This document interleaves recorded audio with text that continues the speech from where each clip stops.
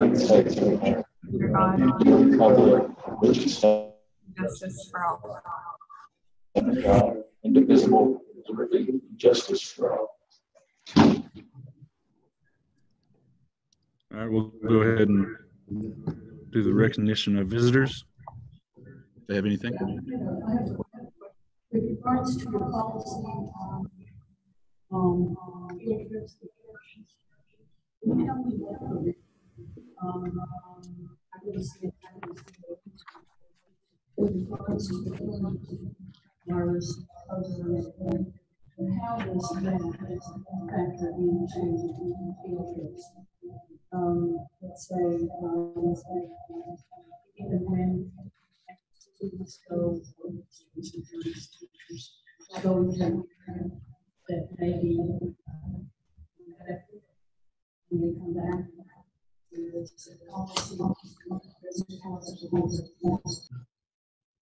The only change in this policy is for the out-of-country trips. The way that that's set up, and ESPA had recommended this policy, I think, because there were issues across the state with this. Essentially, there's a travel agency that all the schools use to take the kids out of country, and then there's usually a faculty member that sponsors that. So essentially, the parents pay the school pays the travel agency. So what we're saying is we're getting out of the middle of it, and if they want to take those trips to the faculty member,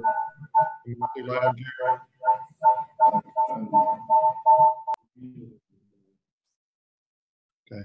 The faculty member will have to schedule that outside of the school hours, and the parents would pay the travel company directly and the school board out of that process.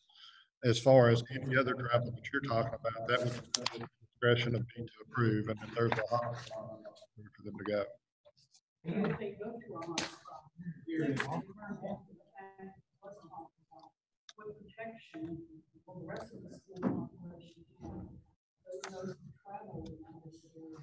We'll do the same thing that we did right before we closed. We had a group from Loudon High School that went out of country to Europe.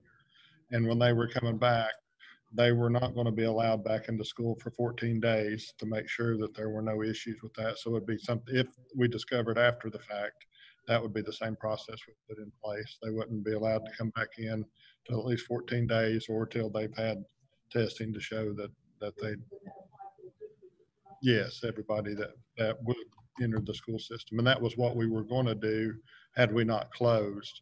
With those kids knew that for 14 days, and the teachers that went, that they wouldn't be back in school until that time was up.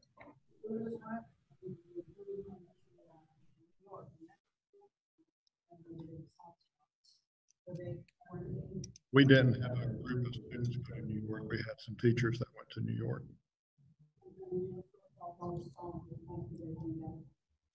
It's the same protocol as far as we closed schools, so it was a non-issue, but they wouldn't have been able, if that was identified by the CDC as a level 2 or level 3, then we would have kept them out. We had a protocol in place at that time.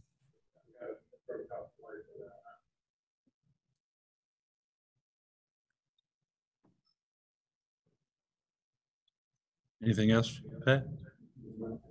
Okay. All right, Moffitt, do you have any visitors at your location? Yeah, I've got one. You got anything you need to say? I have no idea what's going on. All I'm hearing is rah, rah, rah, rah, rah, rah, rah, rah. It's like Charlie Brown's teacher. Understand. We're working on it. Although I'm just about tempted to jump in the car and go on up there and listen.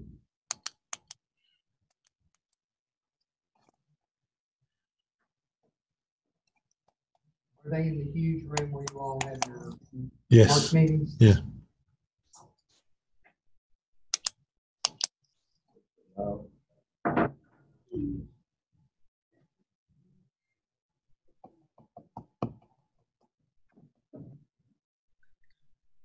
Okay, if no other visitors have anything, we can go ahead and next item would be the draft of January 9th, 2020 Policy Committee minutes. Anybody see any corrections or anything addressed on the draft minutes from January 9th?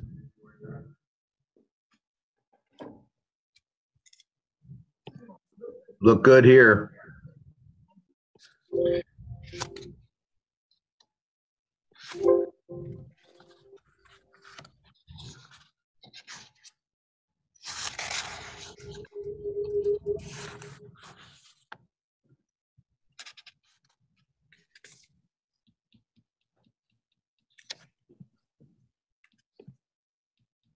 I have a motion to approve the draft minutes from January 9th.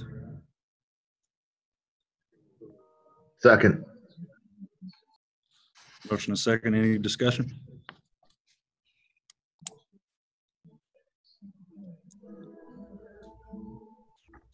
Everybody in favor say aye. Aye.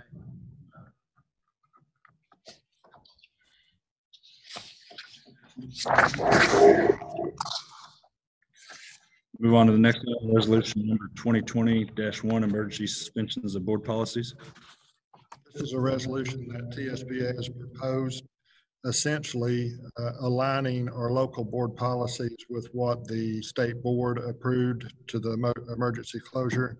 So policy 4.600, the grading system, since the state board allowed us to take grades as of March 20th, that this would override our current board policy to allow that. 4.605, adjust the graduation requirements to match what the state board has. Right now, we've got 28, so that would knock it back down to 20 and eliminate some of the, like the civics exam and EOC tests that they weren't able to take. Policy 4.700, it eliminates the TCAP exam, which we weren't allowed to take. Policy 5.109 eliminates the evaluation system for teachers, since that's based upon the TCAP scores, the growth at the end. And then policy 5.802 just gives some additional time for me to notify the state board if we have any educator licensing issues. Policy 6.200 deals with the attendance since we were closed, and still getting the funding for that and not being counted absent for some online courses and things of that nature. So I would recommend that we approve that resolution. It just brings in alignment any policy, local policies that we have that conflict with the state board policy. And this is just in effect for this spring for the COVID issue.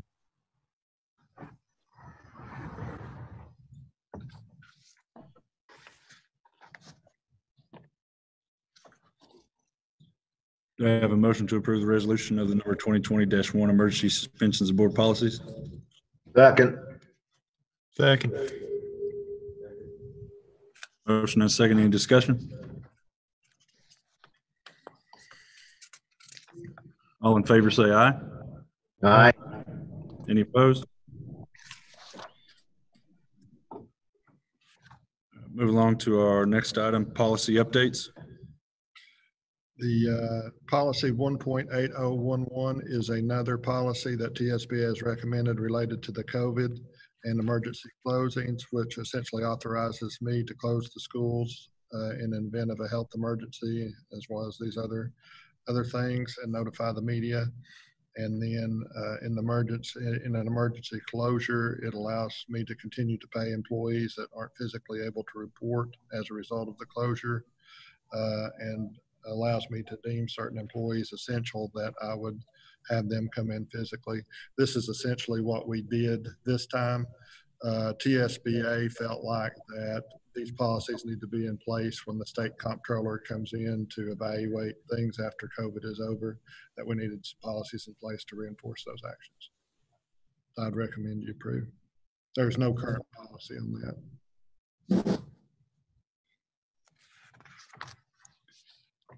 I have a motion and a second to update our emergency policy to having an emergency closings 1-8011.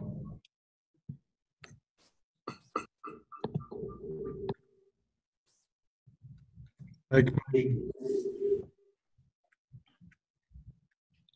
you asking for a motion or to vote on the motion? We need a motion to add that policy to existing policies. Make a motion.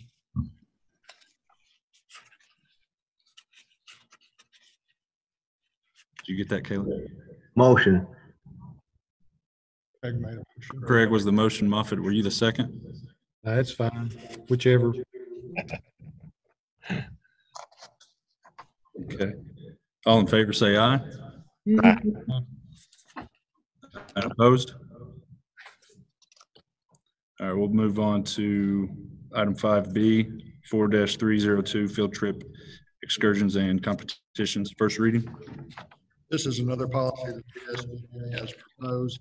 The main portion of this policy is independently planned field trips. For instance, when Loudon High School took the group to Europe in the spring, what we're saying is we're no longer going to be the middleman, that if a faculty sponsor wants to sponsor that, they'll do it outside of the scope of the school day, and the parents will work directly with the company. As we noticed here, this wasn't an issue because they were able to take it, but had this happened a week later or a week earlier or what have you, then we as a school system would have been on the hook for any deposits that were returned, if it wasn't taken and things of that nature. So I think this is important for us to have this in place. I've also had a policy that any request for out-of-state travel would require board approval. So right now, the director approves all travel, including out-of-state travel. But I'm saying that I also want you guys to approve the out-of-state travel. I think that's important.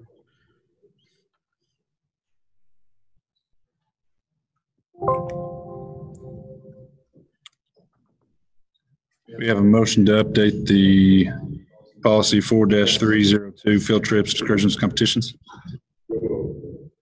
Second. Second. All in favor, say aye.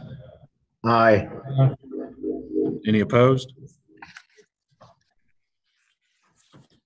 Right, we'll move on to item C, 4-6 or 4.606, graduation activities.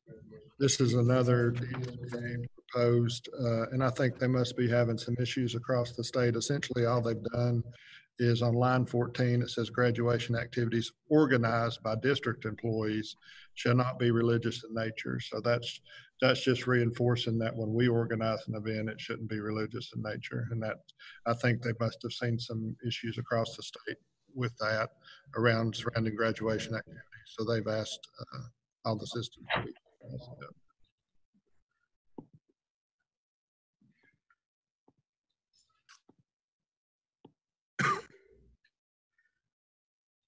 We have a motion to update the graduation activities policy.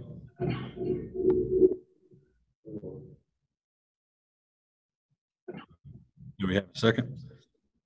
Second. Any discussion? All in favor, say aye. Aye. Any opposed? Move on to item D, 5-1151, teleworking during emergencies. Final reading. This is another policy that is recommended in light of COVID for essentially, I think, to assist with when the comptroller does things. It allows me to have employees work remotely, which we have done. The teachers have been working with the kids remotely. Some of the staff has been working remotely, so it just reinforces that in policy. This is what we've been doing the last couple of months.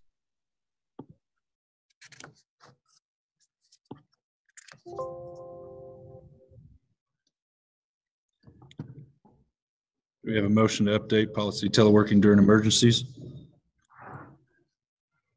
Motion. We have a second.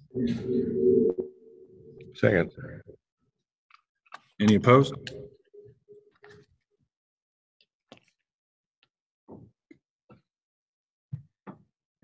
Moving on to 5- for 5E 5-3051 FFCRA leave, final reading. This is another proposed TSBI policy. This helps us comply with the Families First Coronavirus Response Act. This policy will just be in effect from April through December of this year. Essentially what it does is it allows employees up to 2 weeks of paid sick leave if they're unable to work or telework due to COVID-19. And you can see the different areas down there. And this just brings us in line with that federal legislation that was passed. So essentially, if we had to quarantine an employee, we would still pay them up to 2 weeks for sick leave is essentially what it's saying. And then it also, on the second page, it expands the FMLA leave, additional time, which again was in the federal legislation that's passed. I mean, those are things we have to comply with. That just puts it more specifically in board policy. So I would recommend approval. We have a motion to recommend the FFCRA leave policy. Moved. Do we have a second? Second. All in favor say aye. Aye. Any opposed? Moving on to the next policy, 6.2011, voluntary pre-K attendance, final reading. This just changes the district contact from the previous director to me. That's the only change in that policy.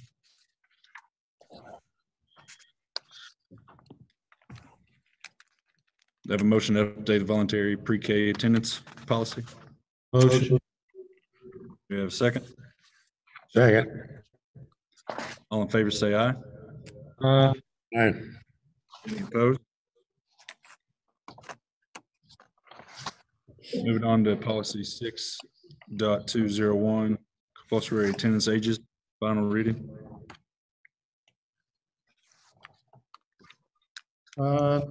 This policy helps us comply with state law as far as they had previously changed the date that a student had to be 5 years in the kindergarten. It was September 30th.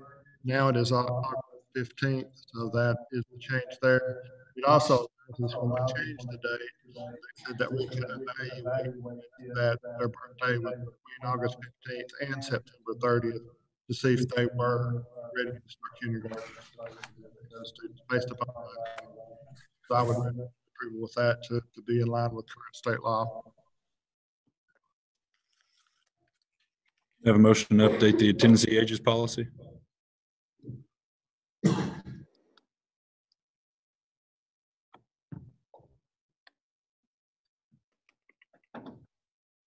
Have a motion to update the compulsory attendance ages policy. Motion. Second. All in favor say aye. Aye. Any opposed? Now we'll move on to any other business necessary by the board or director of schools. I have nothing additional related to policies at this time.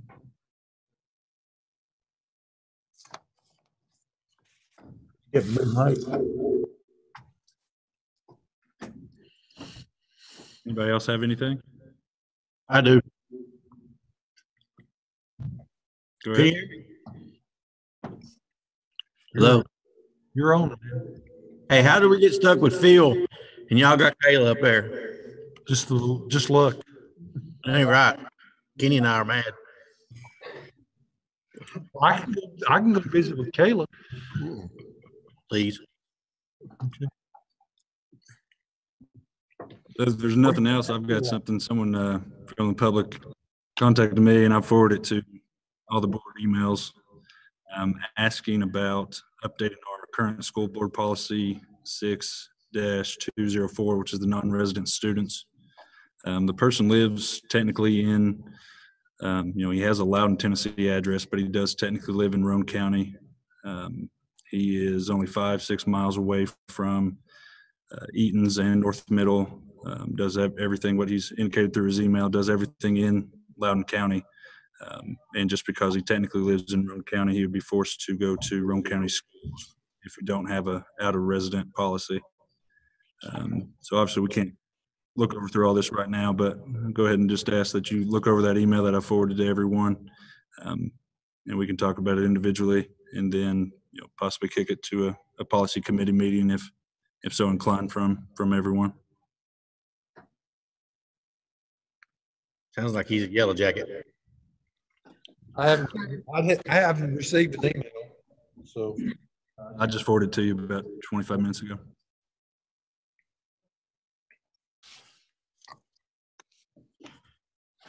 But if there's no other business, have a motion to adjourn. Moved. Second. Dang it. Adjourn.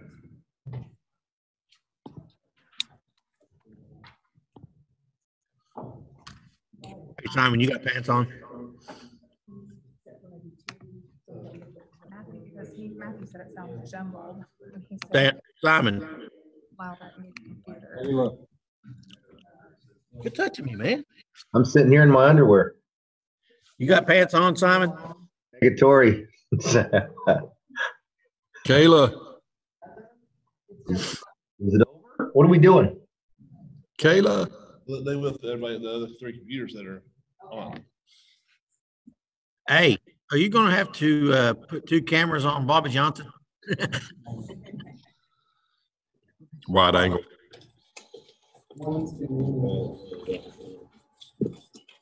Kayla. Dear Johnson. Dear Johnson. How are you doing? We haven't seen anybody. Oh, really? You doing all right? Is your daughter? Kayla. That's just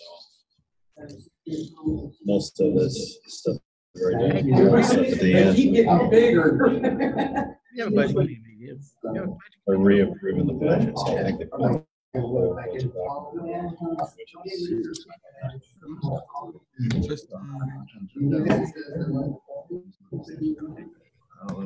This one. Regular board meeting. now could be right. Yeah. All right. Not really.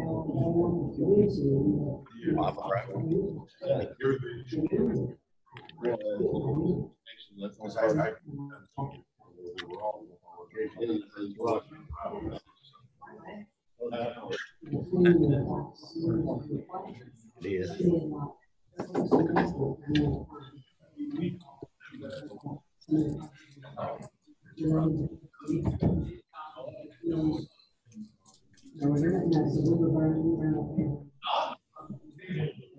Kayla.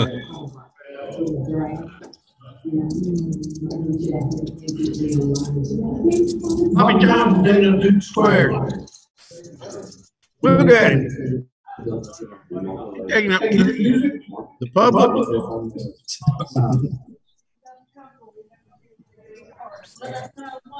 Hey, Kool-Aid. Hey, Kool-Aid. I believe they got us muted.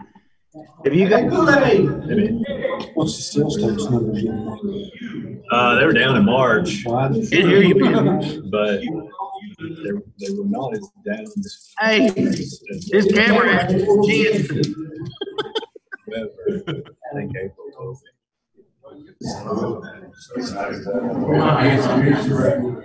Now you know what room or what. It's at the same time. I got one in Spartanburg. No, don't go over. I put it around here so I can get my. Here's one down. Here's one right here. There's a Thank you, brother.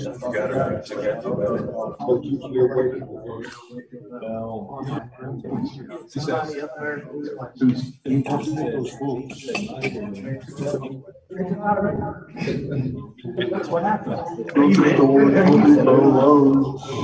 would say, I don't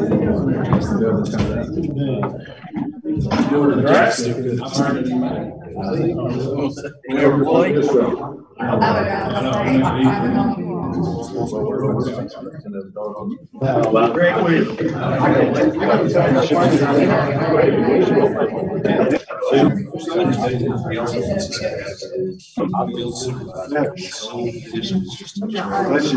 want a computer? I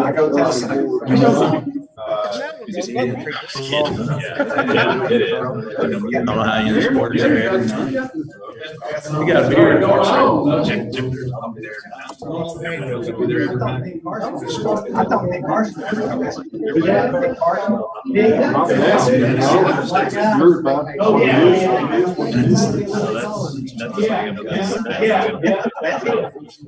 He gets his hair cut down there.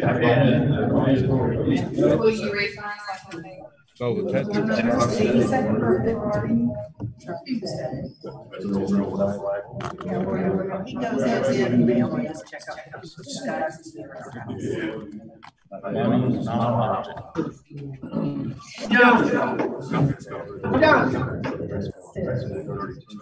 Bobby Johnson. Yeah. Can't hear you. You gonna have to set the park off for that camera and get y'all in there. You look like a mini Johnson right there. Got my starter kit going. That's all them Sundays you've been eating. How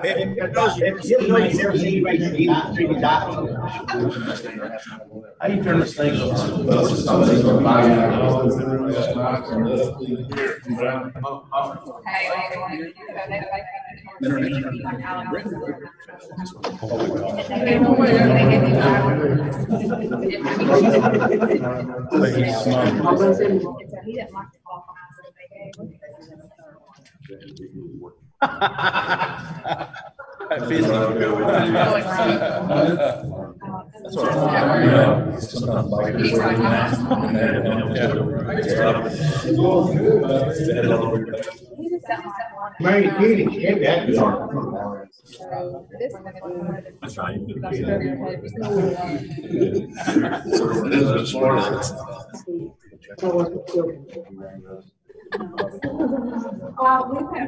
Yeah. Dr. Johnson. Every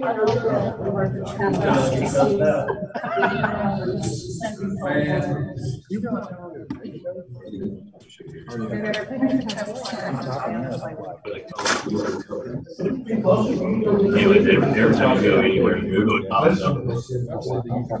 Oh, they're pushing it. Oh, they're pushing it. That's normal for you. You look like you're always taking something. What, excuse me? Middle school bag.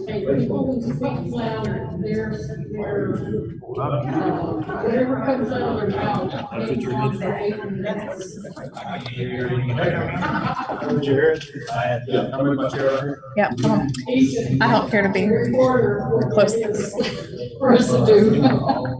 Like, Because the prices of your. During the workshop, and it was still. Hello, Doc. That'd work better. It was headset with microphone. Oh, yeah. Fortnite. I don't play it, but I see the kids. Kayla.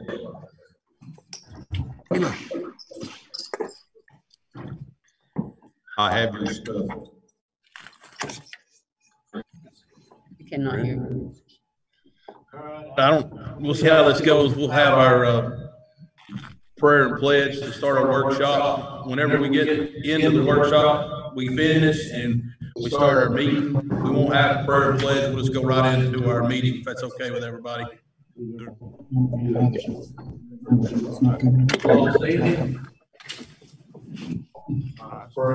Father God, we thank you for the day that you gave us, Lord. Father, we thank you for all the blessings you put upon us. Father, right now in the stats that you lead and guide us through this meeting, Father. Father, just be with our families, be with our graduates, Father. Father, it's weird times, Father. Father, let them know that we're thinking of them, Father, through all this. Father, you blessed us so much in the school systems, Father. Just ask you watch over us, help us get through this, Father. Just watch over us right now. That's all I say in your name. Amen. pledge allegiance to the flag of the United States of America, and to the republic for which it stands, one nation, under God, indivisible, with liberty and justice for all. A good shot at everybody during the prayer. You need one. Wait for Will G. Wow. Yeah, you want to. Okay, with retiree recognition, since we're in these challenging times, I'm gonna read off their names, but just so the board is aware, what I plan to do is, during one of the football games, this year, we're gonna have our culinary arts class in Loudon High School prepare a meal for our retirees, invite them out, feed them, and recognize them more formally during at the halftime of the football game. That way they get more recognition, since we're limited to what we can do at this point. But this year we have Debbie Hensley from East Elementary School, Nancy Downey from Greenback, Tim Greenway from Loudon Elementary, Clayton Stamey from Loudon High School, Ed Phillips from Loudon High School, Ronnie Roberts from Loudon High School, Phil Stafford from Loudon High School, Admiral Webster from Loudon High School, Sandra Stewart from North Middle, Kathy Duke from Philadelphia, Kelly Brewster from Philadelphia Elementary are all retiring this year. So we appreciate the great services they've given us. We won't miss them. But we will do some more recognition later on in the fall. I don't know if we have to vote to approve. They can retire when they want to. Yeah, yeah.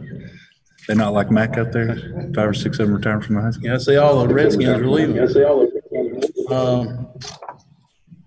Moving on to teacher tenure. Teachers that are proposed for tenure have been with our system at least 5 years. They have all received a level of effectiveness final evaluation score of at least a 4 or 5 the last 2 years, so they are eligible to be under the state of Tennessee guidelines.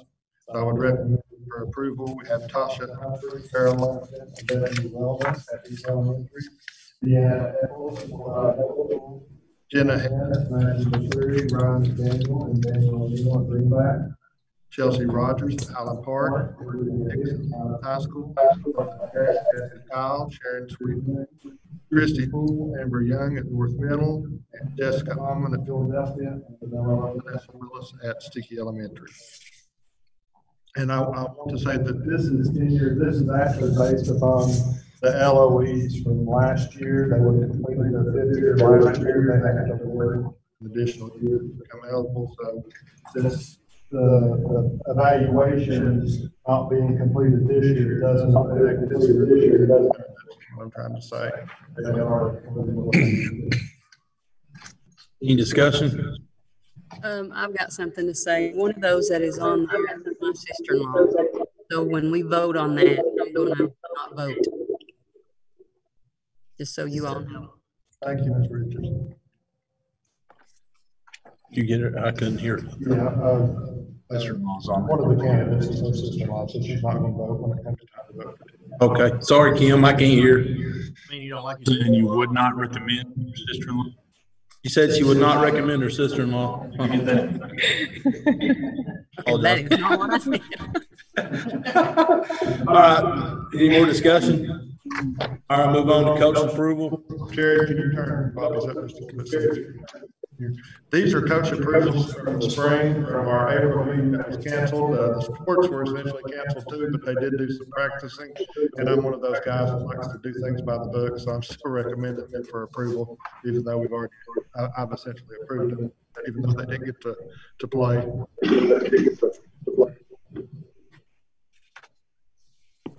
Any discussion? All right, move on. Board meeting minutes.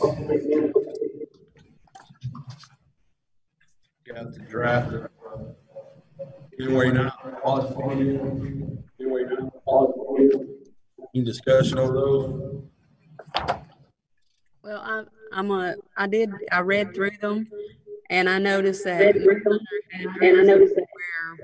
the visitor comments can be made, and I would have to agree with Ms. Hunter. I think that the public should be able to speak before we actually vote on something. so that we know what their thoughts are.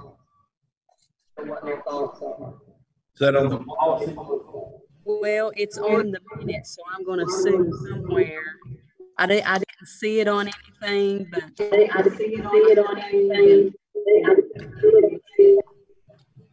think that was just a typo when they printed the forms this time.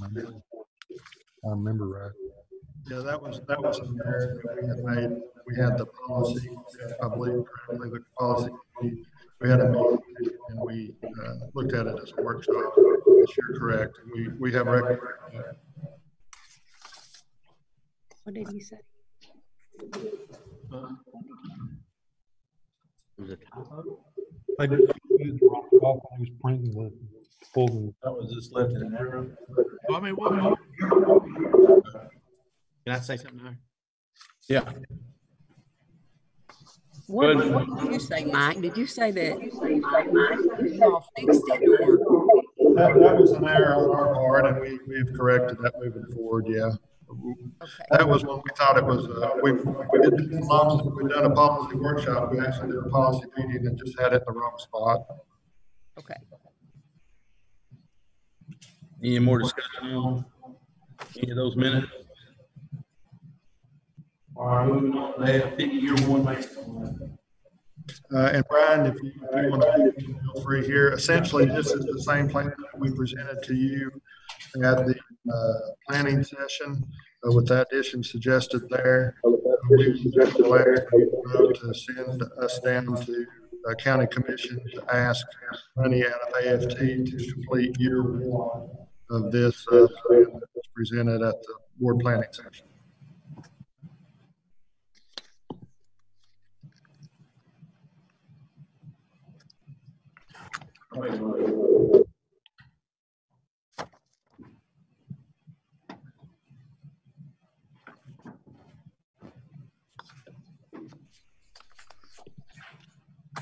Questions on that?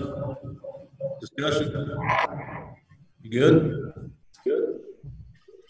All right, moving on. March 2020 budget announcement. The reason we got these separated is since we had to cancel our meeting in April, the executive committee, Bobby and I approved the March budget amendments. So I put these on here for your formal approval as well. It is moving money around within the school level lines to balance it out. Mr. Presley can address any questions on the amendments.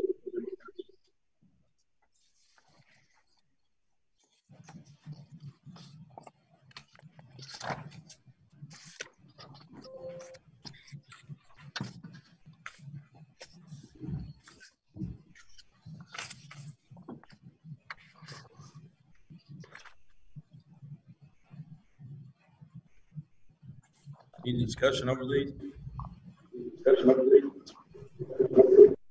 If we're good, we'll move on to April 2020 budget amendment.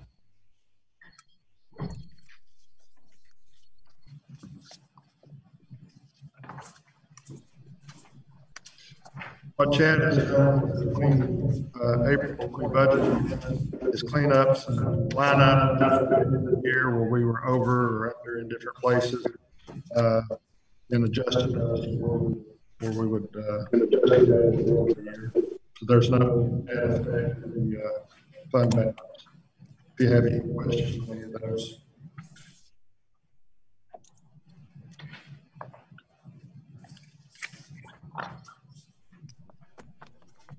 Anybody have any questions on those? All right. Then we'll move on to proposed 2020-21 142 budget. This is our money that we get in Title I, Title II, Title III, Title IV, special ed, and CTE. So those are all monies that were granted from the federal government to the state. We have budgeted those out, so it's in and out. If you want any specific details, I can let you go through those with you. So you might need anything on those? All right, seeing none, we'll move on The 143 budget.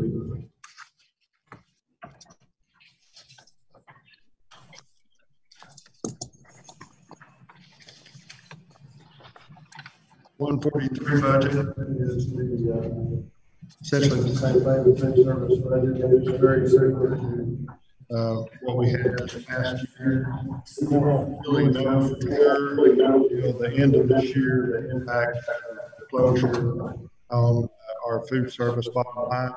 I will say that we were actually increasing our funds in that line. So whatever losses we do get covered by the fund balance there, because we increased it last year in the fund balance. But the food distribution we're doing now, offset some of that, and we're still going to prove this as a loss just because we went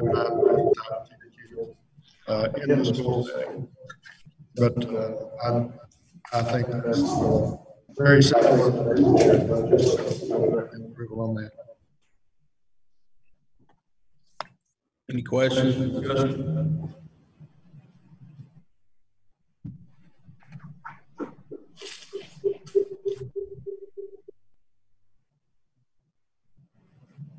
We good? All right, moving on. 2020, 21 budget. This is the budget that you approved back in February to send me down to county commission. That was prior to the COVID pandemic. We had proposed a 4% raise. Obviously, you see what the pandemic has done to not only the local economy, but the economy in general. We revised the 141 budget to remove the 50% raise. Still, like it was, we took out the 4% raise. I actually went down to the budget committee Friday and proposed this 141 budget, letting them know that you voted on it tonight, that it hadn't been voted on yet.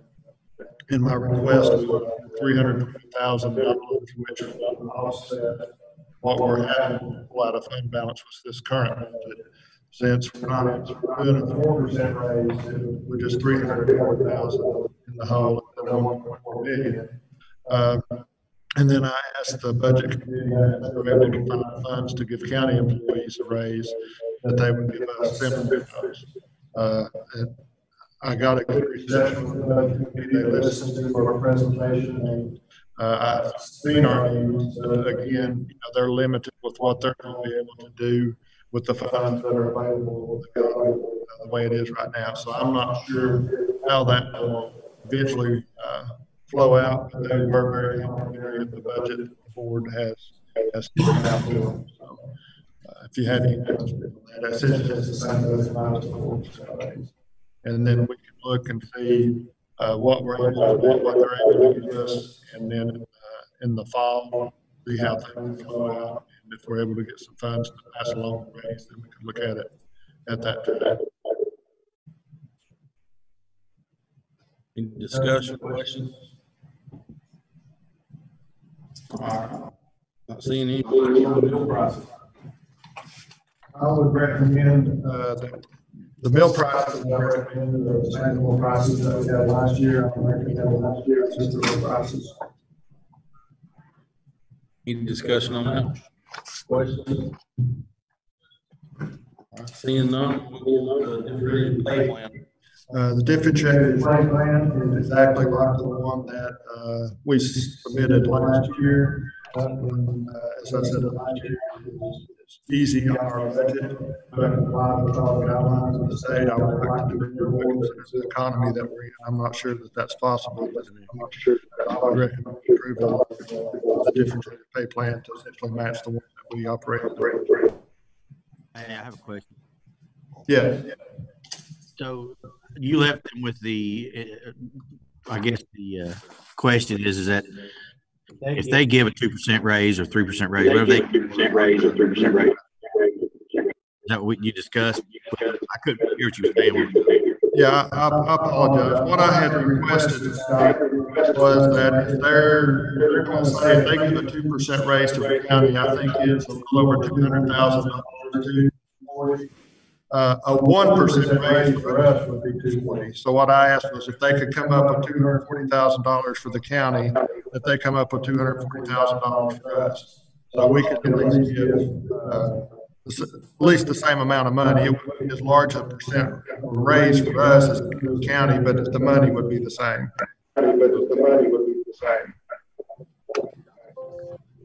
That answer, Newman? Good. They felt like that was fair, Scotty, and I think they were receptive to that. Again, it depends on how much money they can find and how that plays out. And we were the second department to present the budget, so I'm not sure after they've gone through all the departments where they'll be at. Well, the county commissioners, the county's really not in that bad a shape as far as the way we're surrounding counties. I think the property tax revenue is in good shape. I think it's the sales tax revenue that they're concerned with at this time, is my understanding.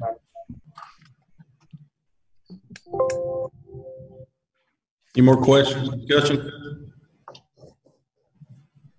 All right, on back to the list 20 and 21.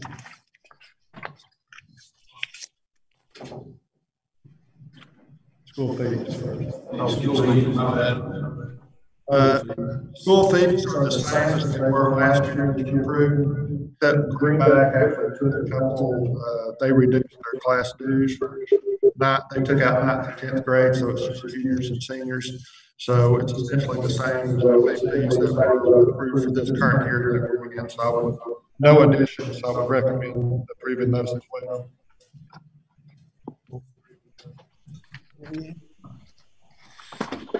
Question over school fees?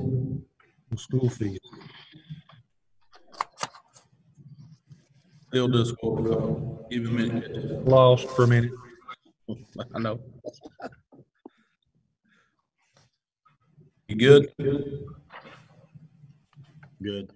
All right, moving on. The non-faculty coaches. These are the submissions that we've had so far about the principals for non-faculty coaches in our sports next year. We'll obviously have more between now and the start of school, but I asked them to go ahead and submit their list of the ones that they knew were going to be assisting and were not faculty. So we need to get approval for those in case we're able to start some practices in the summer.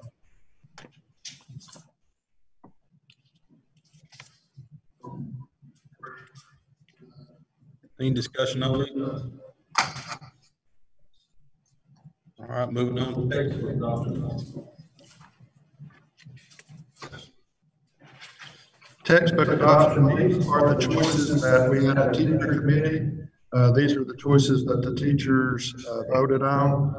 I'm going to say this, when you price out adoption, it's $750,000. We bought all of the textbooks that are on here. So when I saw the amount that was associated with this, I went ahead and submitted some waiver requests to the department. Some of these adoptions have what's called an open source.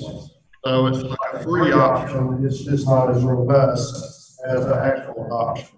So what we're looking at doing, I had my instructional coach and supervisors looking at the options there. We can do the open source. We're still going to adopt these, but I'm not going to buy these right now because we don't have the funds, in my opinion.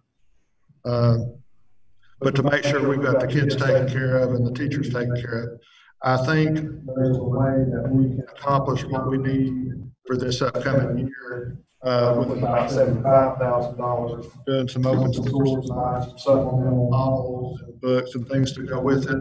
So that's what I want to do. And then all of those things that we purchase for that, if we can do the full adoption, we can still use the full adoption.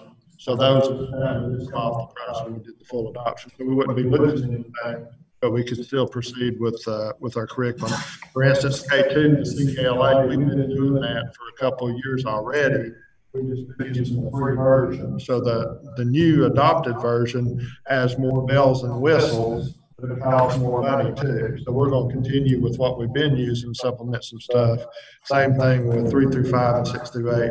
In the high school, I'm going to buy a class set instead of a set for every student. I can do class sets for Loudon High School and Greenback for about $22,000 instead of having to do the full adoption, which would cost me around $84,000 to $85,000. So that's what I'm planning. So I think I can meet our needs for $75,000 and still be able to roll the excess that we've got in that textbook line item to help cushion for next year in case revenue is not as high next year. And then we'll hold off, hopefully at some point if the economy revives, we can request that $750 from the commission to be able to buy our full set adoption.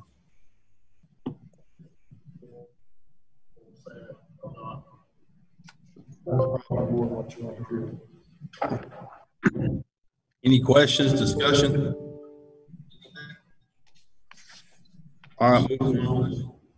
Resolution number 2020-1, emergency suspension of board policy. Yes, all of these policies went through policy committee a few minutes ago, and they approved each of those. Essentially, this emergency resolution is proposed by TSBA, and what it does is the State Board of Education met and relaxed some of the requirements because of COVID-19. It caused some conflict with our current local policy. So this takes and identifies all the conflicts that we have with local board policy and adjust those. So 4.600, the grading system, it allows us to take the student's grade as of March 20th, so they're not penalized for anything beyond that time. 4.605 relaxes the graduation requirements, so make sure all of our kids get graduated. 4.700 takes out the TCAP test. 5.109 takes out teacher evaluations for this year, the final score, because we weren't able to complete those evaluations, and we won't get scores from TCAP, which was in that. 5.802 allows me an extension if I have to submit anything to the state board with education licensing. I don't have anything, but that was one of the things they identified. And 6.200 is attendance. Since we were absent and essentially counting kids present, folks, when they did some online courses, they had to be penalized for not attending. So I would recommend approval of the resolution to bring our local board policies in compliance with the state board emergency rules. Any questions, discussion? No. All right, moving on policy today. 1.8011 emergency closings. We had no current policy. TSBA has recommended this policy. They feel like these need to be in place for when the state comptroller comes in and does their audits. Essentially, what this does is allows me to close schools, which I can and did do. It also tells me to notify the public media, which I did. Essentially, everything in here is what we did. Allows me to continue paying employees, allows me to designate employees as essential that would still need to come into work. So this policy is in line with how we've operated for the last 2 months. And that's what TSBA is recommending. So I would propose we approve that.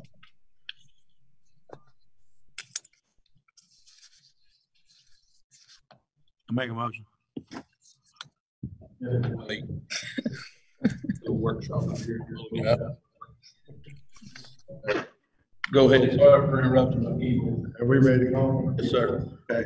4.302 is field trip. This was recommended by TSBA. This isn't associated with COVID. It could be, but it isn't. Essentially, what I'm asking in this is, for instance, when Loudon High School went to Europe in the spring, what happens is a faculty member will organize that. Parents will give the school the money, and the school turns around and gives the tour company money.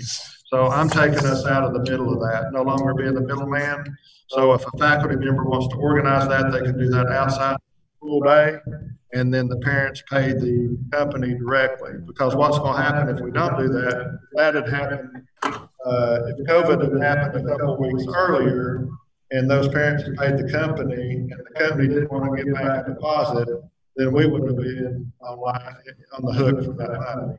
But essentially, we've just been facilitating that. There's no, we really don't have any vested interest in it. So I would recommend approval of that policy for that reason, and keeps the school district out of those independently planned trips. The other thing that I added to this policy is number 8. Currently, I approve all travel, including out-of-state travel, but I would like the board to also vote on out-of-state travel moving forward. I think it's important for you to know and be in agreement if we have kids leaving the state, especially in light of what we went through the last few months. And that would help one less gray hair on my head if I knew you guys agreed with me when we were sending kids out of state.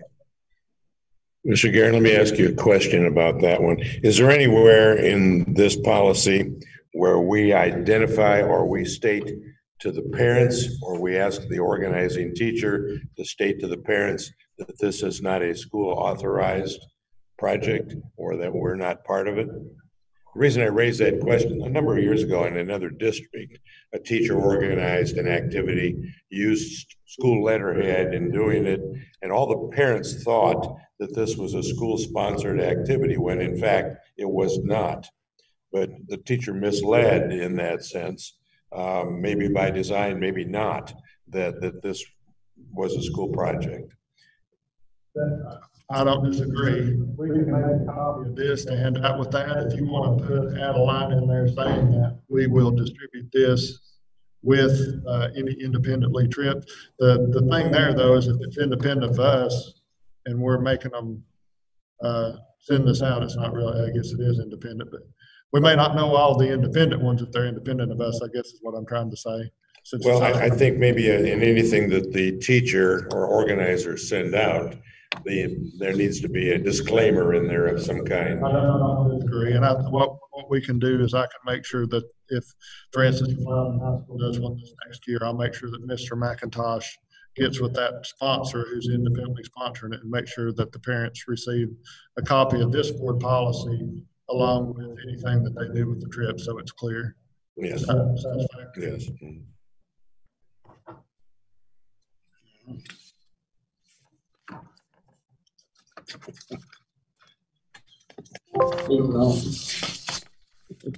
Graduation activities, really, and this one's not a COVID related one either. This is a TSP update. I guess across the state, they've been running into some issues as far as religion and government. So they've added four words in here on line 14. It says graduation activities organized by district employees shall not be religious in nature. So I assume that there's been an issue somewhere, and that's why TSB has recommended that.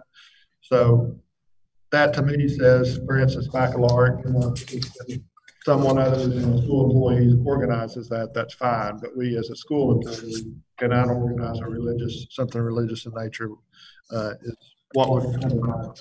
Okay. I would recommend we approve that since TSB has recommended that change. 5.1151 telework during emergencies. This is another one TSBA has recommended due to COVID to make sure that we are squared away in their audit. And that just basically allows me to let employees telework, perform their duties with computers from an alternate location if necessary. And we did that the last couple of months. Teachers have been working with kids remotely. So I feel like we're good to approve this. This is in line with what we've been doing the last couple of months as well.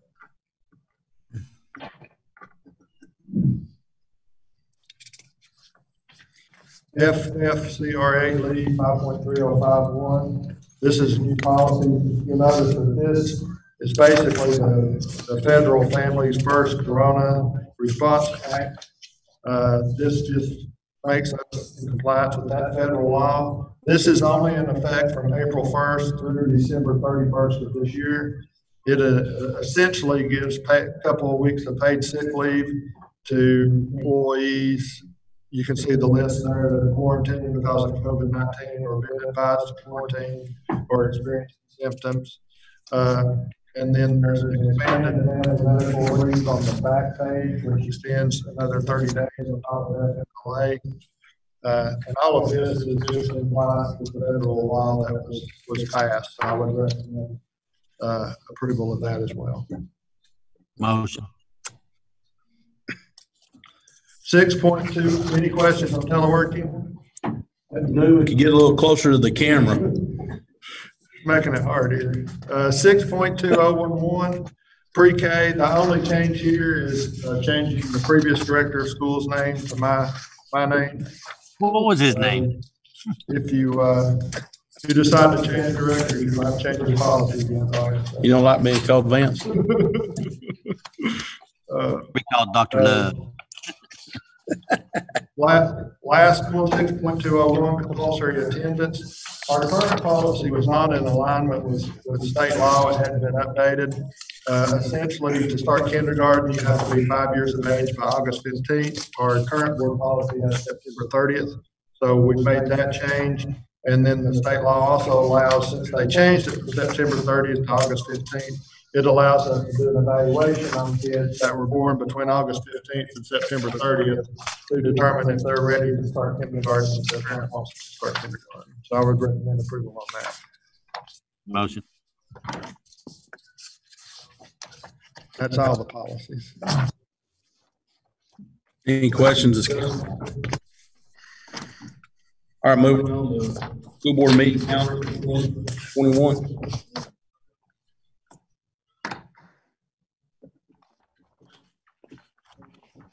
I think kind of developed is very similar to the current year calendar and previous calendars. So if you guys are good with that, I think that's in line with what we've been doing.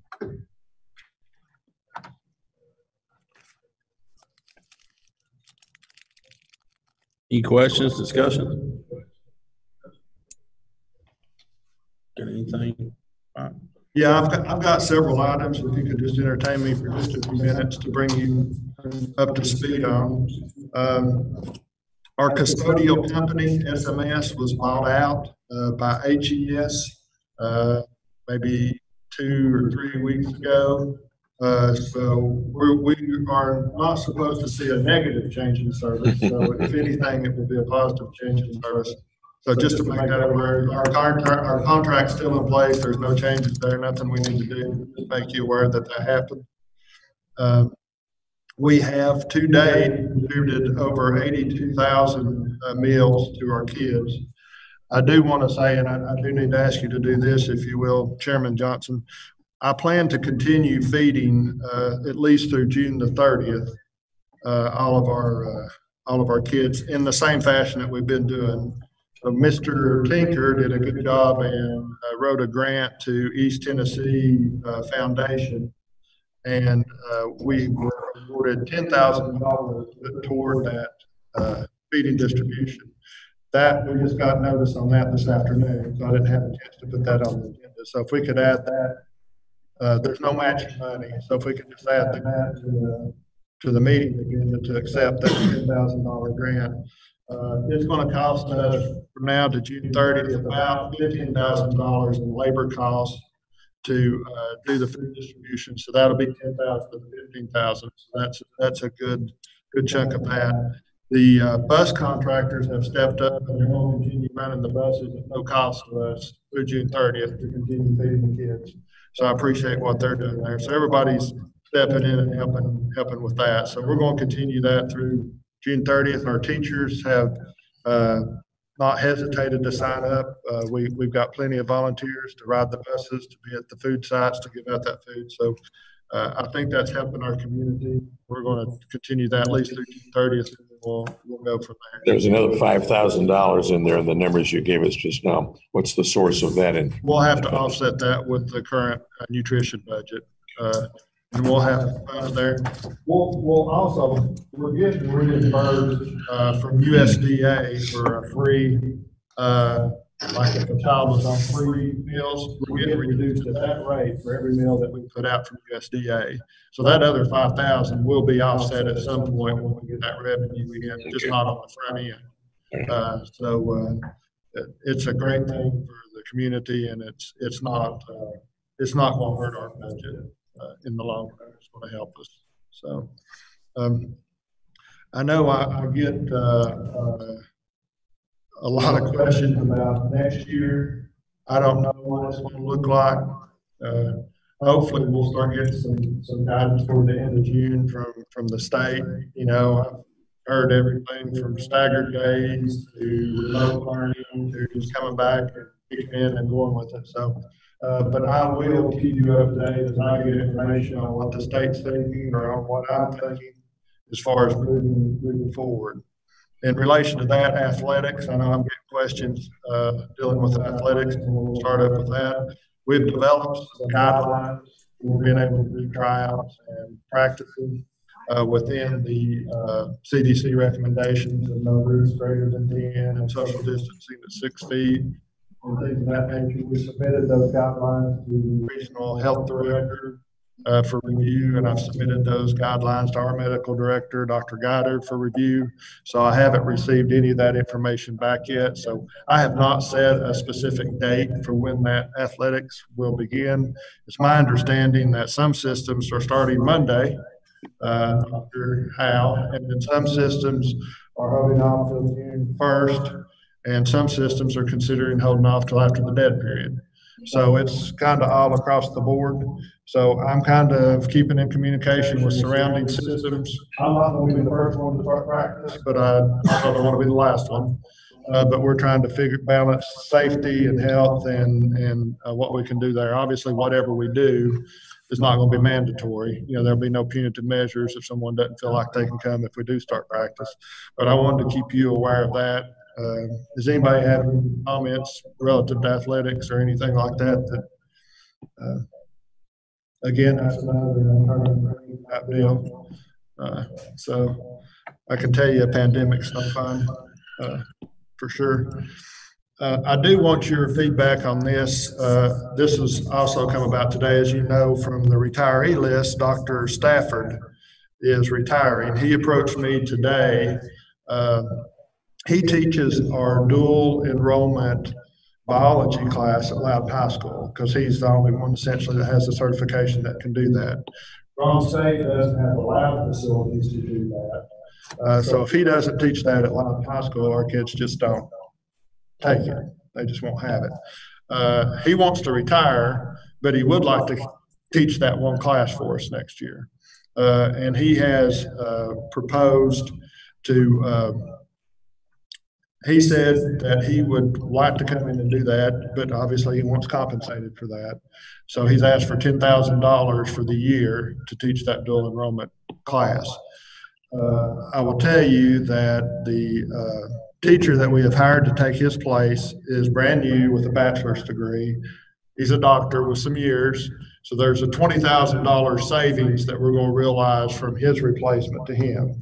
So I had the money to pay him $10,000, but I wanted to get feedback from you all. If you were okay, I can do it within the current budget. If you're okay with me allowing him to come back and teach that one dual enrollment class for our kids, or if you feel like it's just better for us to cut ways and move on. I think it's a benefit to our kids. I think that's a fair price. But I wanted, before I made that decision, I wanted to get. It'll be a big loss to that program for a while anyway. And if he's willing to do that, I think we should work with him and encourage that to happen. I agree with the doctor over there.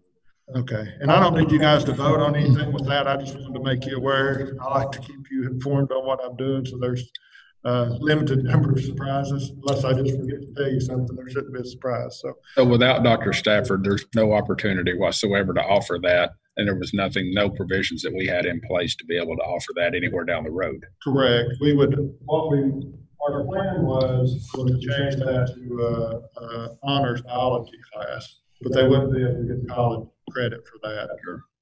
You can't, like I said, Wrong State doesn't have the lab facility to do it. We've got the lab facility.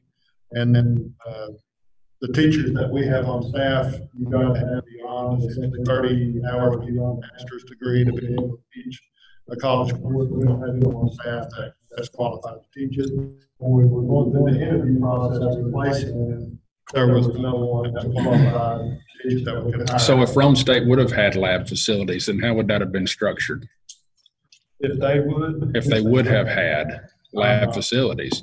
So would he have used their facility and we would have still paid him, or what? How would No, that? he's going to teach it at Loudon High School. But you said Rome State didn't have, so he's asking to do it at our school. Well, when they first brought this up to me, my first comment was, well, the kids can drive up to Rome State and take it.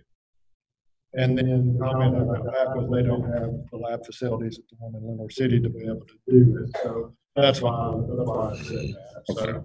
So, but yeah, that's essentially where we're at. So essentially, 10,000 out of our budget, and Ron State has been giving us money toward that program.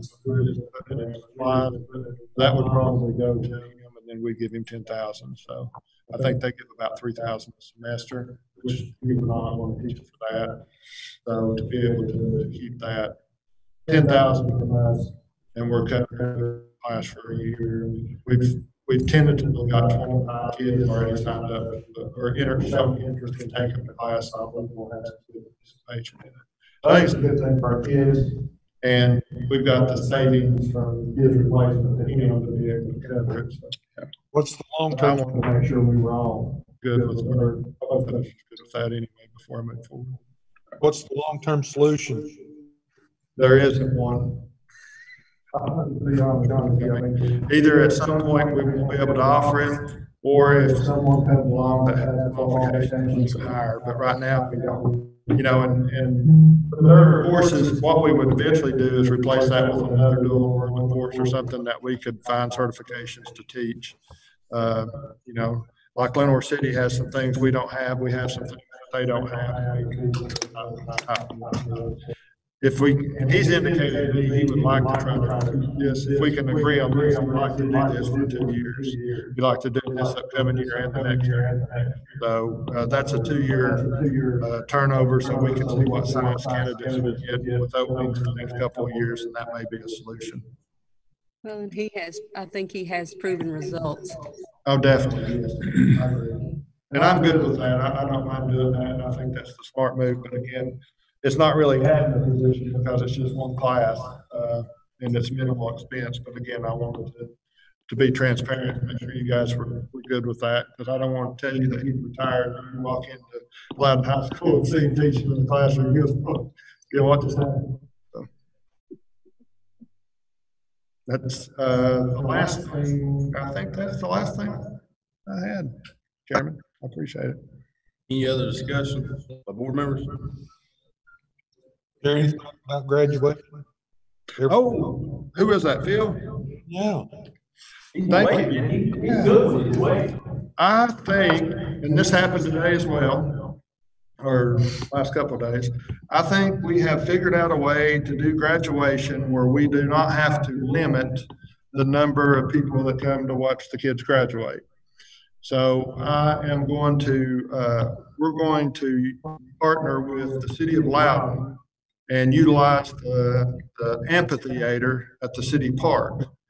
And we can do the graduation on the amphitheater stage. Families can come and spread out throughout the grass area, socially distanced at 6 feet. I don't know how many, you can't count the number of people when you get in that amphitheater, I don't think. We're not going to come close to what the capacity of it, even at 6 feet apart. So the plan right now, I talked with both high school principals. We'll probably have both Loudon High School and Greenback graduation at that time. We'll do Loudon High 10 a.m. first, and we'll do Greenback at 2 p.m. on the first. But I think it's a beautiful venue. I don't know if any of you guys have seen it or not, but I think Charlie Daniels was there, so I think we can graduate there. If you've seen the Pickle Fest, you know that it was about 10,000 people there. So I think we'll be good there. And I did mention that to our medical director today, and he seemed excited about that idea. When I went out, Phil, I measured Greenback's football bleachers, and to meet the social distancing guidelines that the state's put down so far for graduation, we could seat 108 parents. In the gym, we could see 220 parents, which means essentially graduates would be able to about 2 people. By using the amphitheater, we can open it up to all their family members. And I think that is very positive for our community and something that I look forward to doing. Hopefully we can. There is no seating there, so bring along chairs. We'll advertise all of that out. And then, like I said, it'll be a lot easier to social distance there too, because you can, if somebody's sitting there, well, you go 6 feet over to sit down. So probably need the City of Loudon Police Department, Sheriff's Department to help us out some with traffic and some logistics, but I think we can get that accomplished. City can handle it. So I believe we'll do good, but I'm excited about that, and the city has been very good to work with us on that. So I'm going to, if the board feels comfortable with that, I will tell the city manager tomorrow in that facility for August 1st. You guys good?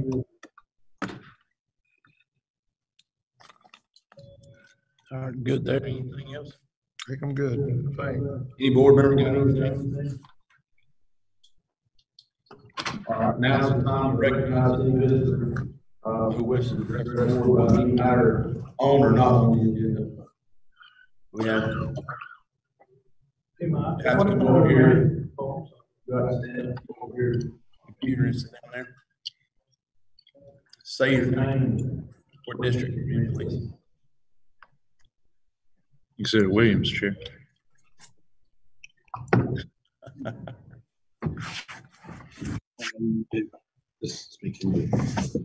My name is John Covington. I'm representing the 5th District. On the graduation thing, Mike, is there a plan for a rain date if they are, or anything? That's a great question. We're going to set a rain date. I haven't yet because I just figured out that's where we're going this afternoon. But yes, since that's outside, we're going to have to set a rain date, and we will. I'll have to get with the city to make sure that when the facility is going to be available. My first inclination is probably, I'll have to talk to the principals, but it'll probably, we may push it to the next Saturday as a rain day. Because I think weekends works much better for families. Can't push too much farther because we'll get into college. Yes, we'll do a rain date to make sure. I've been out on the streets and everything and asked them questions about that, and they've asked me, well, what if they certain date, and then it rains and things like that. And also the 5th District is asking me when I'm out, some kids don't have internet access. What can the board do to help the other kids that can't have the means of a computer or something? We've been talking about that too as we plan for next year. So we're not sure what's going to happen. I don't know when we checked in the prices and hotspots and things like that. I don't know if it's going to be financially feasible to do that, but what we're looking at doing right now, and we're still in the preliminary plans, is taking a flash drive and having the teachers put 2 weeks worth of lessons on there with their video and stuff. Like they would if the kid had internet to Zoom like we're doing, and then all the materials, and then have them work through that. Like here's Mondays set up, here's Tuesdays, here's Wednesdays, and then every couple of weeks they would bring that flash drive in and get on the new ones. They'd have 2 more weeks, and then that way they're accessing the same material as those that wouldn't have the internet, and we wouldn't have to bear the cost of the internet access. So that's correct. That's our preliminary plan moving forward right now, if we have to do anything remotely again next year. Well, that's why I'm just asking, because I want to tell them what they're asking me, out there. Yeah, so this year we did backpack. This, I think, we have a more comparable solution to what we're already doing online. It's essentially they're going to be on the computer too, and then they're going to see the same lessons that everybody else is going to see, and they'll have the materials. So okay. I think, and then we've obviously got we'd have the phone available for them to call the teachers if they hit a stumbling block or something like that. So a little more cumbersome, but I think we can make it work that way. We had problems, hotspots, it was going to cost $10,200 a month. And that's not for everybody, that's just, and we're probably gonna have at least double that in the district without. And the other issue you run into is there are certain places within the district that, you know, you can't get cell phone reception, so let alone internet. So we'd still have that issue. What I'm running into, people asking about that too. That's why I'm asking the board. Materials on a flash drive is right now going to be our preliminary plan. We'll be in the planning process all summer. We haven't stopped since school's been out. I don't know if you can look at me and tell, but we're working on it. Okay, thank you, sir. Thank you.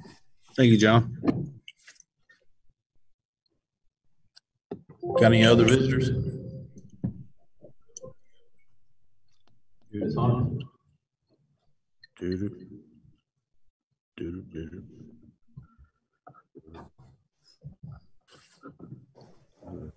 My name is Pat Hunter. Good afternoon, gentlemen and ladies. Hey, Pat. I have a concern that came up actually towards the end of the policy committee. And it was Chairman Cusick that brought up a request from a parent from Roane County who would like to bring their child or children over to Loudon County Schools. You know, initially I have objected to this. I live in the 5th District. I'm a taxpayer. I've lived here for 35 years, paid my taxes here. And I know that Eaton and North Middle have been crowded. So I would object to any children that do not live here, that are not residents, attending school here. It takes away resources from the children that are here. I think we've heard Ms. Bridges talk about how the ideal teaching situation is with smaller classes, and I agree with that. I think that if you're going to look at this policy again, that you consider tuition. I also think that if there's going to be any discussion with regards to this policy, that it not be on a one-to-one basis by email, that it be in a public setting, in a public meeting, and that everything, you know, be said in a public, in a transparent way. The other concern that I have, and I think the gentleman brought it up previous to me, I'd like to know how children are being taught currently, such as children that are out in a remote area, how they're being taught if they have no internet or laptop. Can someone just give me a brief? The teachers have developed packets that the parent can come pick up. In some cases, some teachers have delivered those. Some cases, we've delivered them with the meal distribution.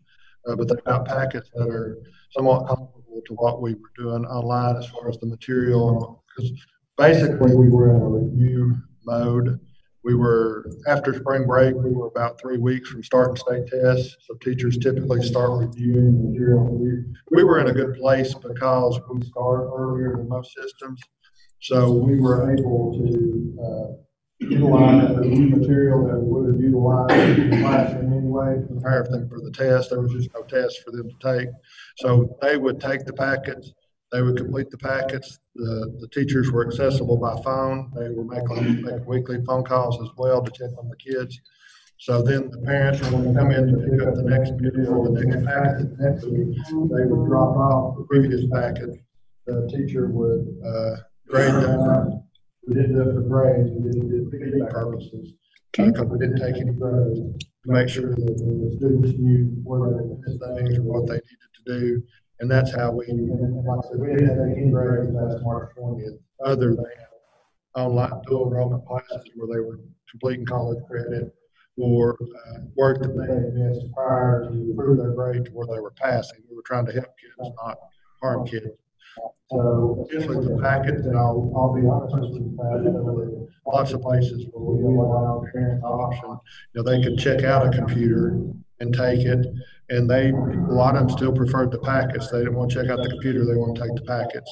So we had both options available where they could check out a computer, specifically in middle and high school, or they could do, and the packets were generally K through 5, but we had the packets available in middle and high school as well. As the children are learning at home, if they're having a problem learning, are they being given additional resources? Are the teachers there to help them if they don't understand the material? Communication with the teacher. So they're getting tutoring. It would be communication, either phone, or if they don't have internet, it's essentially going to be phone communication. We couldn't do the tutoring because of the social distance guidelines, but we had the communication via the phone. Now, we could do some Zoom tutoring if they had the internet, but if they didn't, we were restricted to the phone access. But yes, they were there to support the kids. But let me say too, the material we were putting out was review material. We weren't putting out new materials. The teacher had already taught the kids that material. It's just trying to keep it fresh so that we don't see such a great drop before we start school next year. Because you always see a drop in the summer. We were trying to minimize that drop before we got into the summer by keeping the review material going. So it was my directive not to introduce new material to the kids, only to do review material, so it minimized what you're talking about as far as the issues there. Plus, we gave them support. It was not ideal. I'm not going to say it was. We did, I felt like, the best that we could in the situation. And what kind of feedback have you been getting from parents? I've received 99% positive feedback. I don't know if the board can speak to that as well, but very, very specifically with academics, maybe one or two issues that were easily resolved because it may have been the child wasn't telling the parent everything that they knew and had access to. And once the parent talked to the teacher or the principal, it got that got solved. So. Okay, thank you. Thank you, Pat. Do we have anybody else? Any other visitors? All right, seeing none, we'll take a 5-minute break. Go into our meeting, if that's okay with everybody. 2 minutes, start. It's already saw. Where's Will Jenkins? Not election year, you know that. Know who he's talking about. It's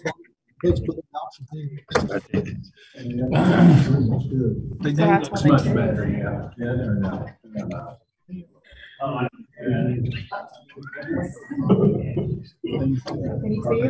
Yes, CK Wade. So they're going to be continue with that.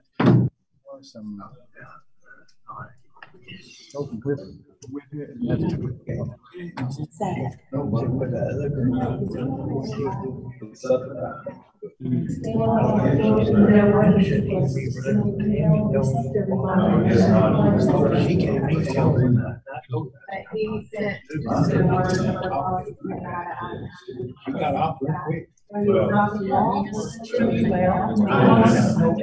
That's a one-to-one, that is illegal.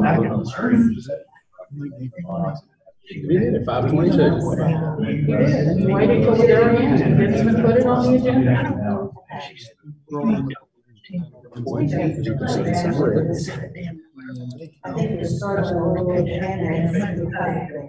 Yeah, there are lots of people that want to come here. They can move here.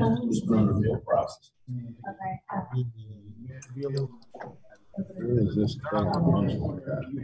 Friend, sure. Talk on a one-to-one. You can't do it on anything. It's violation of sunshine. Oh, really? Yeah. Already. I haven't replied to it, by the way. All I done is received it. But I won't reply to it. Anyway, by the way, how's who? How is the old courthouse coming? They added more. Put some trusses on it. I said I never needed that temporary. Did you hear back from the insurance guy? No? The insurance company, I think, is almost ready to try to sit down and negotiate a settlement on it. But they're still trying to put together numbers and stuff. They were just really frustrated on how long it's taken to get where it's at. Well, now that they're going to take your pennies and put them in the budget. I haven't attended the first budget meeting, but I heard that they've already added 250,000 in the budget. Is that true? You know more than I do. That's what I was told. I haven't attended a budget meeting. 250,000 to what? To the proposed budget. Instead of cutting, Yeah, that's a good money. He's in there. I wonder what I can tell you in my class, I'm just off of I did mine there. jail addition. We don't increase utilities, then we won't pay for that building anyway. Well, how are they going to pay for this? More revenue. This is like to more. We're gonna have to pay. You and me. Absolutely. So I agree. But, you know, I mean, we've had a certificate of occupancy since March the 23rd for that jail. And they're not in there? Why not? Because of coronavirus. It's cleaner than the old portion. There's a couple of things that's not done from, I guess, a safety perspective from her eyes. The phone system is still yet to be put in. They just got the internet, so charter and stuff's held that up. You know, so there's been a few things, but it's been it's a nice facility to be a. Well, they just gave another company a big tax break, so that means that whatever taxes. Yeah, why they keep doing these pilots? Well, that's a good. Well, you know what? Whenever they do a pilot, it hurts the school system. Yes, it does. Directly hurts the school system. Absolutely. Right. Someone needs to tell them that.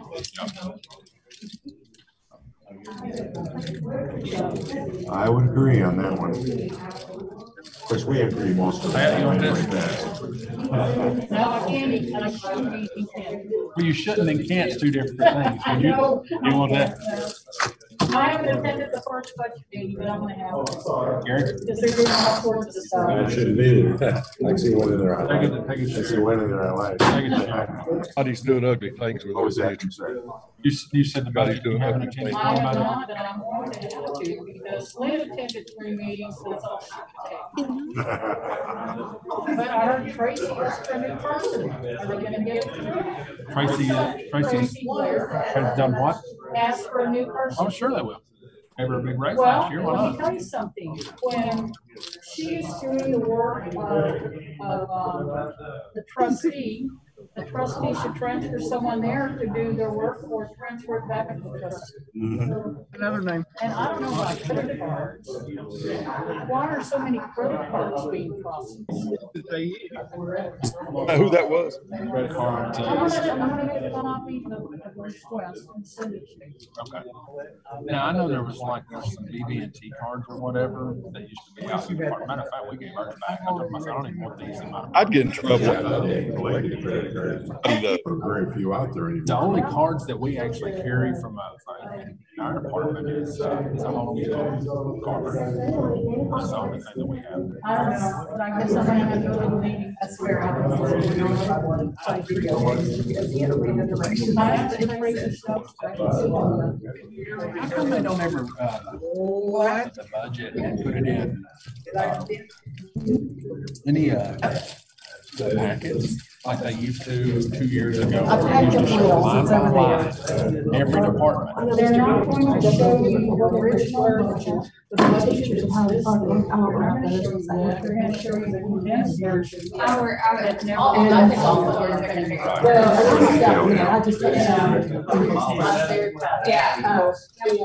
Why did they take the pages of the employees that shows by each department, everyone that works there in their salary?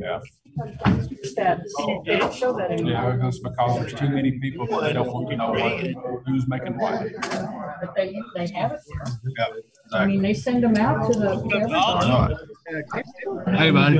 Hey, I'm good. You? Nice meeting you. You too. You too. Well, I mean. Sure, yeah. Absolutely.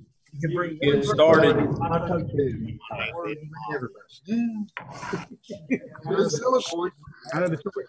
I mean.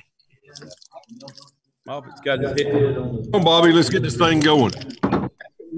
All right, here we go. We've already had our prayer and pledge workshop. We'll carry over. I'm going to have, before we do the approval of the agenda, I asked our secretary to do a roll call for attendance. Since we're doing this, that way we can have it in the minutes. So, okay, let's do a roll call for attendance. I can hear you, Bobby. Hey. That's why I started, guys. First time that's ever happened, you couldn't hear me. They're unmuted there. Hey, are we waiting for Will Jenkins? No, not election year. That's ugly. You know. Hey, let's go. Phil's already took his shoes off. Well, I'm turning my mic up here.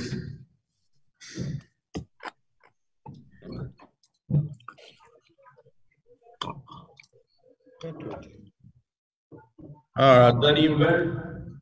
Is that better, Kenny? Kenny can hear anyway. Moving on, Caleb, you'll do a roll call for us. See who's here. Mr. Newman. Here. Mr. Moffitt. Yeah. Ms. Bridges. Here. Mr. Riding. Here. Mr. Johnson. Here. Mr. Evan. Here. Mr. Brown. Here. Mr. Cusick. Here. Mr. Simon. Present. Can't see you, all you see is top of your head. Ah, there you go. All right, we got 9 out of 10 here. All right, moving on. Before we have the approval of the agenda, we need to add the $10,000 grant for the food. We'll put it under meal prices. Everybody's good with that. And just to clarify, we'll use that for labor. Okay. Yes. Any questions, discussion? Motion to approve this? Motion. Second. Motion by Newman, second by Brown. Any discussion?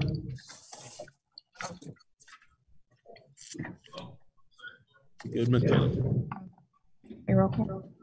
All in favor, say aye. Aye. Nays? All right, moving on. All right, now it's time to recognize any visitor who wants to discuss anything that is on the agenda. We have none here. Do you all have any? All right, moving on. Consent agenda. Motion approved. Second. Motion by Brown, second by Keating. Any discussion? Roll call, please. Mr. Newman. Yes. Mr. Moffitt. Ms. Bridges. Yes. Mr. Riding. Yes. Mr. Johnson. Yes. Mr. Evan. Yes. Mr. Brown. Yes. Mr. Cusick. Yes. Mr. Simon. Yes.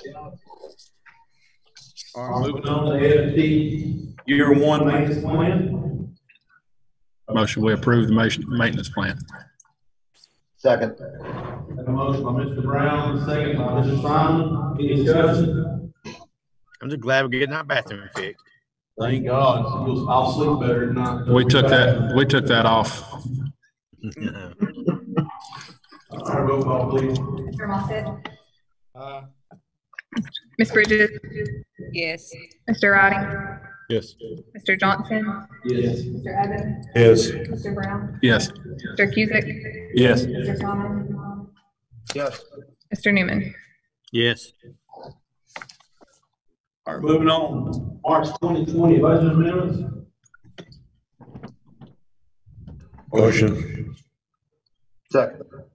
Motion by Dr. Lowe, second by Mr. Simon. Any discussion? Roll call, please. Mr. Moffitt. Ms. Bridges. Yes. Mr. Riding. Yes. Mr. Johnson. Yes. Mr. Evan. Yes. Mr. Brown. Yes. Mr. Cusick. Yes. Mr. Simon. All right. Mr. Newman. Yes. All right, moving on to April 2020 budget amendments. Make a motion. Second. Motion by Mr. Newman, second by Mr. Keating. Any discussion? Roll call, please. Ms. Bridges. Yes. Mr. Riding. Yes. Mr. Johnson. Yes. Mr. Evans? Yes. Mr. Brown? Yes. Mr. Cusick? Yes. Mr. Simon? Aye. Mr. Newman? Yes. Mr. Moffett? Okay, before we go any further, Mr. Garrett, pointed out to us that, we had left in your office by accident. We need to make a motion to add that. We can add that now, we'll vote on that. That's okay. Motion to add tenure to the agenda. Second. Got a motion by Mr. Cusick to add tenure to the agenda, second by Mr. Simon. We'll put it right after April 2020 budget minutes. Any discussion? I mean, just as a point of, just to be considerate, does that mean you need to let someone, if he wants to speak about the tenure? Yes. Yes, sir. Let's have a vote on. Any discussion? Roll call, please. Mr. Simon? Aye. Mr. Newman? Yes. Mr. Moffett? Ms. Bridges? Abstain. Mr. Roddy? Yes. Mr. Johnson? Yes. Mr. Evans? Yes. Mr. Brown? Yes. Mr. Cusick? Yes. Okay, with that, anybody that's visiting with us that wants to talk about the added tenure, can you speak on that now? We have none here. You all have any there? Yeah, we do not. Okay, we're good. All right, we got 10. We have up for teacher tenure, Eaton Elementary School, Tasha Humphrey, Sarah Lockett, Matthew Fort Loudon Middle School, Deanna Eccles. Greenback, Jenna Hess. Matthew McCleary, Daniel O'Neill. Highland Park, Chelsea Rogers. Loudon High School, Olivia Hicks. North Middle School, Martha Harris. Cassie Kyle, Sharon Sweetman.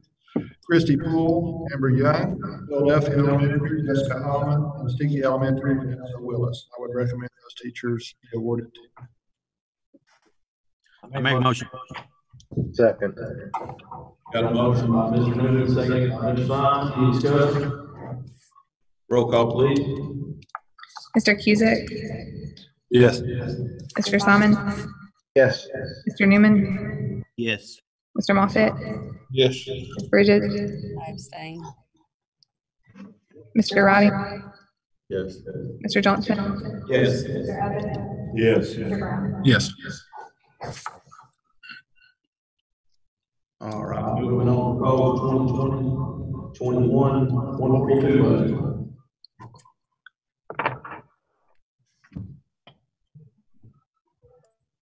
Motion to approve. Got a motion by Mr. Cusick. Everybody wake up and get a second here, or we go home. Second. Second by Mr. Newman. Any discussion? Roll call, please. Mr. Roddy? Yes. Mr. Johnson? Yes. Mr. Evans? Yes. Mr. Brown? Yes. Mr. Cusick? Yes. Mr. Simon? Yes. Mr. Newman? Yes. Mr. Moffett? Yes. Ms. Bridges? Yes. All right, moving on, proposed 2020-21, 143 budget. Motion by Dr. Loudon. Second. Second by Mr. Cusick. Any discussion? No discussion. Roll call, please. Mr. Johnson? Yes. Mr. Evans? Yes. Mr. Brown? Yes. Mr. Cusick? Yes. Mr. Simon? Yes. Mr. Newman? Yes. Mr. Moffett? Ms. Bridges? Yes. Mr. Roddy? Yes. Look, I have my guess. All right, moving on, 20 and 21, 141 budget. Motion to approve. Second. Motion by Mr. Brown, second by Mr. Cusick. Any discussion? They got you turned off. All right, roll call, please. Mr. Evans? Yes. Mr. Brown? Yes. Mr. Cusick? Yes. Mr. Simon? Aye. Mr. Newman? Yes. Mr. Moffett? Yes. Ms. Bridges? Yes. Mr. Roddy? Yes. Mr. Johnson. Yes. All right, moving on to the meal prices. I think there's no motion. Make a motion, we approve as presented. Got a motion by Mr. Brown. Second. Second by Mr. Hughes. Any discussion? Being none, roll call, please. Yes. Mr. Cusick? Yes. Mr. Thomas? Yes. Mr. Newman? Yes. Mr. Moffett? Ms. Bridges? Yes. Mr. Roddy? Yes. Mr. Johnson? Yes. Mr. Evans? Yes. All right, we got everybody there. Now we'll go into the added 10,000 grant food. Motion. Second. Motion by Mr. Thomas, second. Mr. Moffett, any discussion?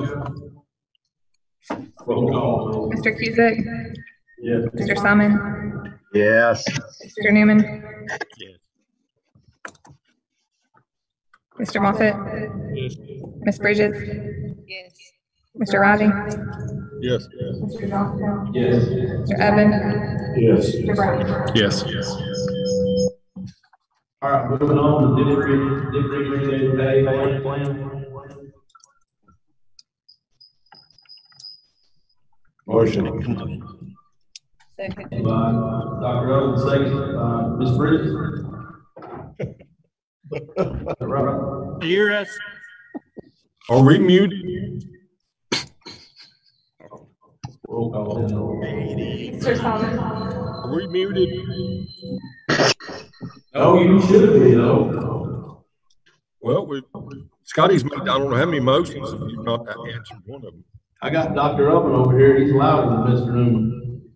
Start yelling. Speak up. Mr. Simon? Yes. Mr. Newman? Yes. Yes. Mr. Moffett? Yes. Ms. Bridges? Yes. Mr. Roddy? Yes. Mr. Johnson? Yes. Mr. Evans? Yes. Mr. Brown? Yes. Mr. Cusick? Yes. We don't have much bandwidth on this thing, apparently. That's a lot of echo. The whole thing. Moving on to 2020-21. Is it school fee?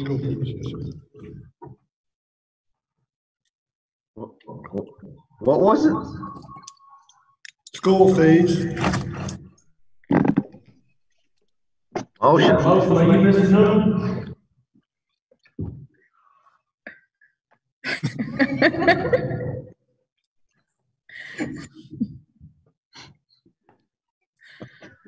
Motion.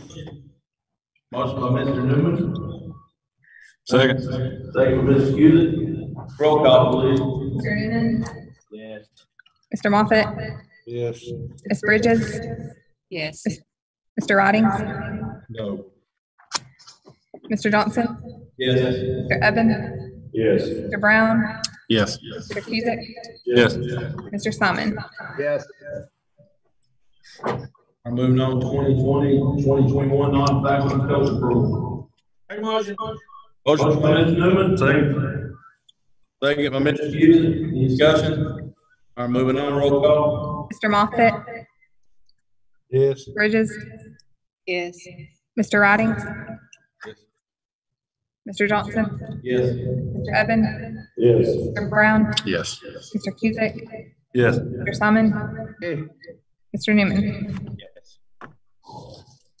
All right, moving on to textbook option. Motion. Motion by Mr. Simon. Tickle an oven.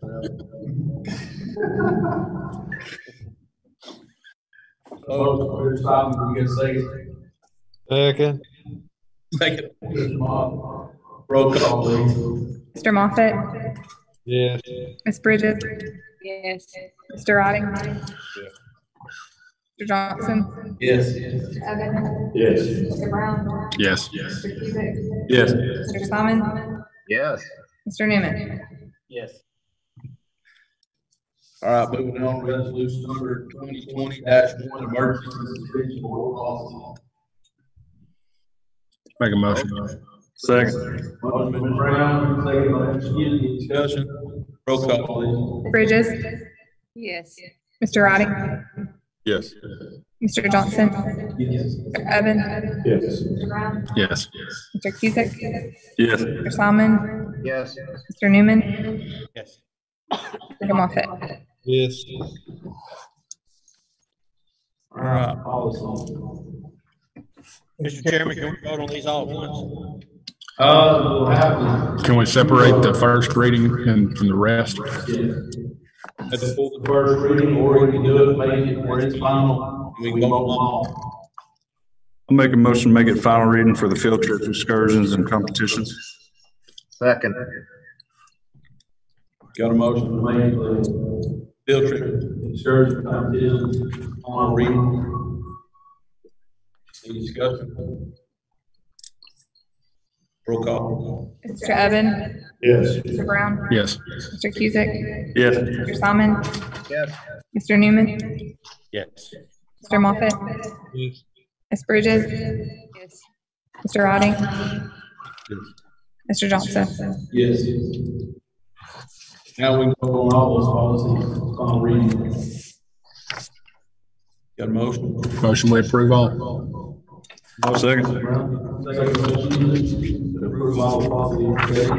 Discussion. Roll call, please. Mr. Roddy, Yes. Mr. Johnson, Yes. Mr. Evans, Yes. Mr. Brown, Yes. Mr. Cusick, Yes. Yes. Mr. Newman, Mr. Moffett, Yes. Ms. Bridges. Yes. All right, moving on to 2020-2021 school board meeting calendar. Got a motion? Motion to approve school board meeting calendar. Motion by Mr. Cusick, Motion. Second. second by Mr. Simon. Discussion. Roll call, Mr. Johnson, Yes. Mr. Evans, Yes. Mr. Brown, Yes. Mr. Cusick, Yes. Mr. Simon, Yes. Mr. Newman, Yes. Mr. Moffett, Yes. Ms. Bridges, Yes. Mr. Roddy. Yes. Moving on, Dr. Owen. Got anything? Yes. Thank you, Doctor. Moving on to record report. I just want to say I'm proud of the way our teachers and our staff has handled the last couple of months, reaching out to our kids, instructing them through these challenging times. It's an unusual feeling that it's supposed to be the last day of school.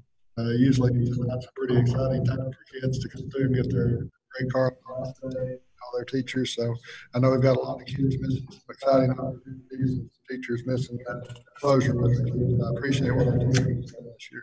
Thank you, Chair.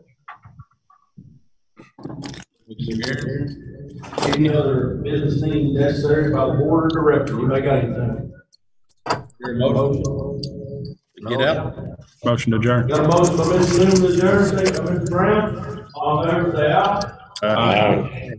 Good to see everybody. Stay well. Hi, Bobby. Half the time I couldn't see everybody. Were you tickling Gary? How'd that work out?